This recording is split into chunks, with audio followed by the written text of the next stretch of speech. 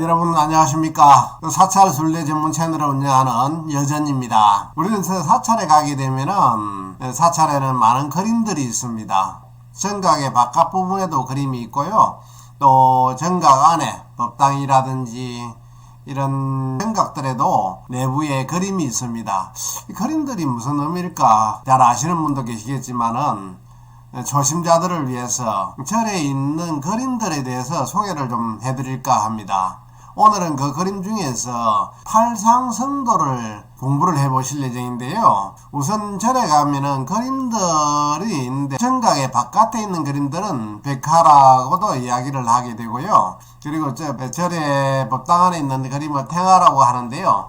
탱화는 신앙의 대상이 되는 여러 존상들, 부처님상이라든지 보살상이라든지 이런 존상만을 그리는 존상화와 그리고 경전 내용을 그림으로 그린 변상도가 있습니다. 탱화는 기능에 따라서 본존의 후불탱화와 신중탱화로 나누기도 합니다. 그리고 법당 밖에는 백화들이 법당이나 정각의 벽면을 장식하게 되는데요. 많이 그려져 있는 그림들 중에서는 팔상성도 그림이 있습니다. 오늘은 부산시 사상구 모라동의 운수사에 있는 대웅전의 예백 백화 팔상성도를 같이 한번 공부해 보시도록 그렇게 하겠습니다. 팔상성도라고 하는 부처님께서 이 세상에 나셔서 가실 때까지의 그 과정을 8폭의 그림으로 중요 장면을 그려놓은 것입니다. 그래서 팔상, 8가지의 상을 그린 그림이 팔상성도라고 하게 되는데요. 첫 번째는 도솔레이상이 있습니다. 도솔천에서 호맹보살로 계시다가 인도 가빌라국 태자로 탄생하기 위하여 마야 부인의 꿈에 흰 코끼리를 탄 호맹보살로 도솔천에서 내려와 마야 부인의 겨드랑이 밑을 통하여 뱃속으로 들어가는 모습입니다. 설산 아래 노인야라는 하숫가에 석가족의 도읍인 가비라성이 있었고 그곳의 왕은 정반왕이시며 비는 마야 부인이었습니다. 경전에 의하면 결혼 후 20년 동안 아드님이 없어서 기다리던 중에 어느 날 이런 꿈을 꾸고 이후 태기가 있었고 산달이 가까워오자 당시의 풍속에 따라 친정인 천비성으로 해산을 하기 위해 떠나게 됩니다. 그래서 처음에 이제 도솔레이상 호맹보살께서 이 사바세계를 제도하기 위해서 도솔천에서 내려오는 상이 되겠습니다. 두 번째는 비람강생상이 되겠습니다. 조금 전에 설명드린 것처럼 해산을 위해서 천비성으로 가던 중에 룬빈이라는 동산에 이르러 쉬어가게 됩니다. 쉬어갈 때 무수라는 나무를 오른손을 들어 꺾으려고 할 때 태자께서 마야 부인의 오른쪽 옆구리로 탄생을 하시게 됩니다.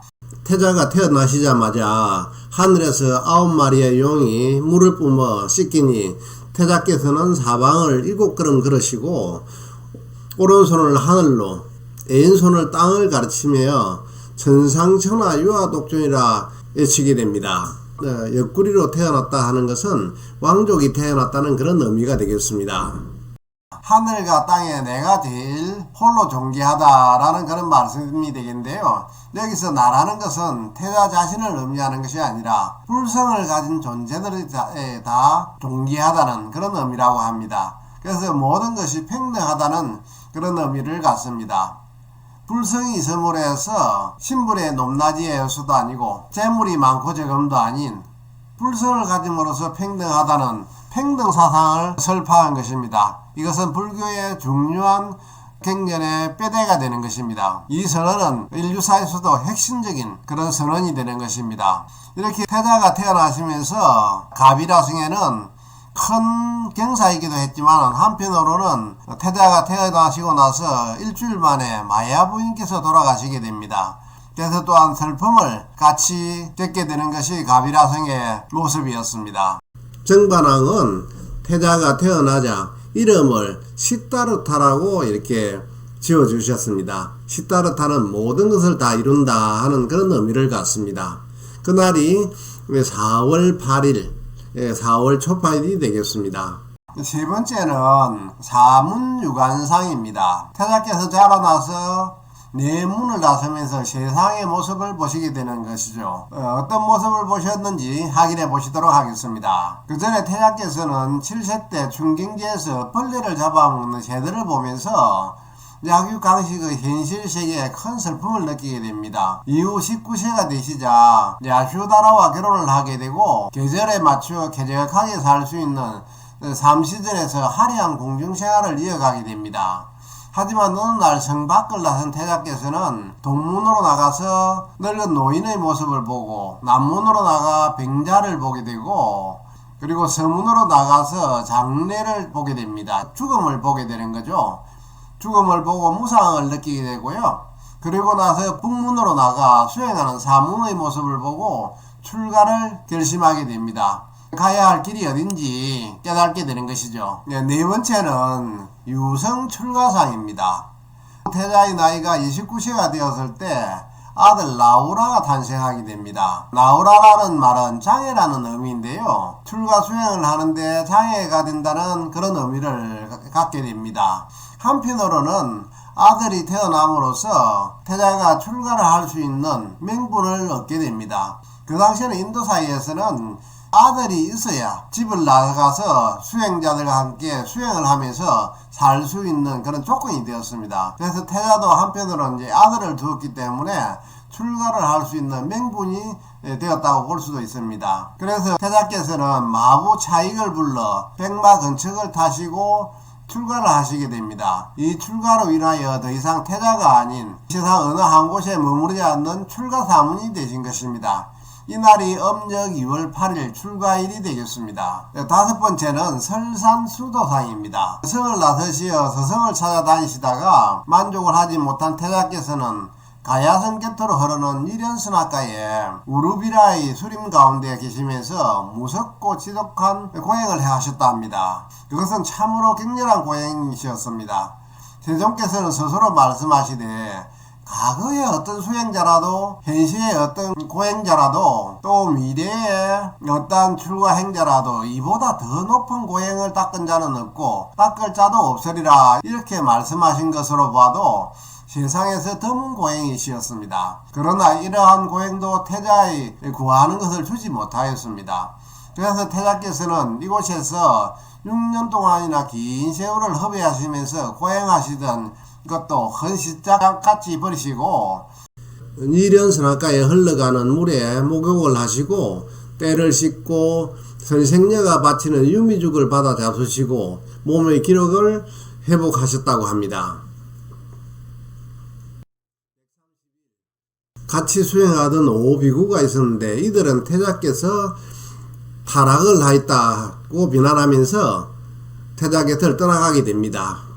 여섯 번째는 수화항마상입니다. 기운을 차린 태자께서는 다시 선정에 들어 깨달음의 시간이 다가오자 마왕은 세 미녀를 보내 태자를 유혹하게 하였습니다. 하지만 태자께서 맹상에서 깨어나 한번 웃으시니 추녀로 변했다고 합니다. 고요하게 나무 밑에 단정히 앉아서 죽음을 결단하고 최후의 사유산매의 덫이었습니다. 피가 말라라, 살이 썩어라, 뼈가 부서져라. 그렇더라도 대도를 깨치지 못하면 나는 이 자리에서 일어나지 아니하리라. 이것이 그때 태자의 결심이셨다 합니다. 그날의 태자의 마음은 실로 비할 수가 없는 악전고투였습니다. 어지럽게 흩어지는 마음, 요란하게 일어나는 마음, 검은 마음의 그림자, 추한 생각의 모양, 말하자면 모든 분별심의 악마들이 쳐들어오는 것이었습니다. 태자는 그 마음의 구석구석까지 철저하게 조사하고 천조각, 만조각으로 산산이 찢어 깨뜨려서 최후의 항복을 받으셨다. 참으로 피가 흐르고 살이 떨어져 나가고 뼈가 부서지는 것 같은 고투였다. 그러나 싸움도 끝이 나서 최후의 그 밤이 발그레고 먼동이 토를 때 새벽에 솟아오르는 샛빛인 밝은 명성을 쳐다보시는 찰나에 태자의 마음에는 강명이 비추어서 깨달음을 얻으셨다 합니다.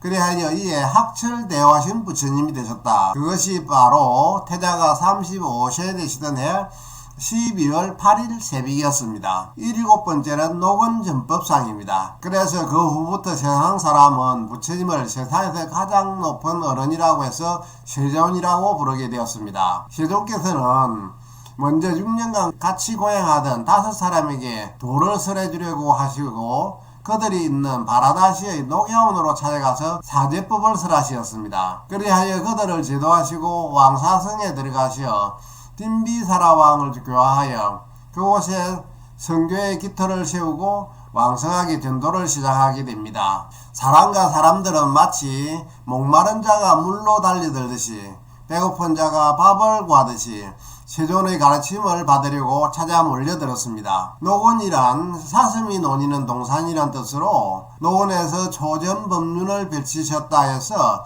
노건전법상이라고 그렇게 합니다. 8번째는 쌍림열반상입니다. 전도의 사업을 시작하신 지 45년이 지나시니 춘추가 80을 맞이하시게 되었습니다. 왕사성으로부터 사이성으로 가시던 중 비살이라는 데서 석 달 뒤에는 내가 열반에 들리라 이렇게 예언하시고 걸음을 재촉하여 파파라는 데 이르러서 당공 혼타에게 공양을 바르드시더니 그곳으로부터 다시 구시나가라 성에 들어오셨습니다. 성 밖에 사라라는 수림 속에 사라의 큰 나무가 나란히 서 있는 그 사이에 누우셔서 강국하게 여러 제자들을 가르치셔서 임종하시는 최후의 찰나까지 법문을 설하사 세상의 대도사이신 부처님으로서의 큰 사업을 마치고 고요하게 일반에 드셨습니다.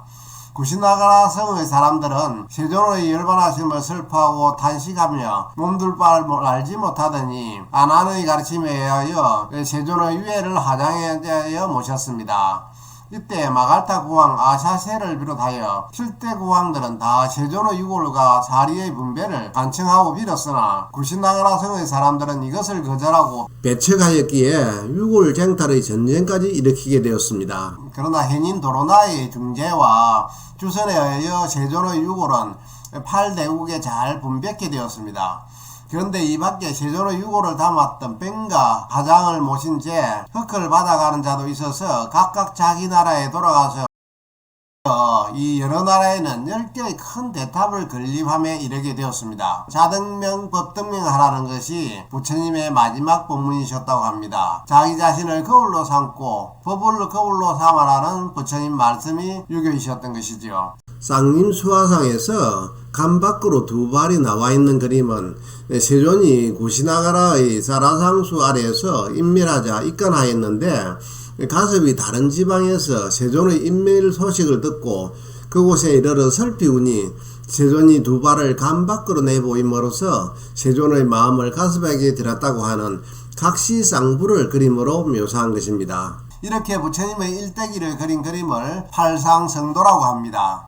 여전의 전로전로에서는 계속해서 불교의 여러가지 문화를 소개해드리는 시간을 갖도록 하겠습니다. 오늘은 부처님의 탄생에서부터 열반에 드시는 기간까지 8장의 그림으로 표현한 팔상성도를 같이 공부해 보았습니다. 여러분 부처님의 가피 속에 마음의 평화와 가정의 행복을 기원드립니다. 지금까지 이 채널을 시청해 주신 구독자님 여러분 구독과 좋아요 부탁드리겠습니다. 구독과 좋아요는 큰 공덕이 되고 사찰순례에 큰 힘이 될 것입니다. 지금까지 사찰순례 전문 채널 절로절로였습니다. 감사합니다. 성불하십시오. 전국에 있는 부처님 도량에 공양미 올리기를 제안드립니다. 요즘 사실 사찰들이 그리 쉽지는 않습니다. 부처님을 예하고 계시는 스님들이나 또 부처님께 공양미를 올리시면은 참으로 큰 공덕이 되지 않을까 싶습니다. 그래서 어려운 도량을 위해서 유튜브 채널을 보시는 도반님 여러분께서 공양미를 해당 절로 올려주시면 참 좋겠습니다. 공양미를 신청하는 방법은 본 유튜브 채널의 댓글에 맨 위에 고정글로 게시되어 있습니다. 그렇게 해서 스님들께 또 부처님께 공양 올리고 스님들이 불법을 수호하는데 조금이나마 도움이 되었으면 합니다. 여러분의 많은 동참 부탁드리겠습니다. 나날이 좋은 날 되시기 바랍니다.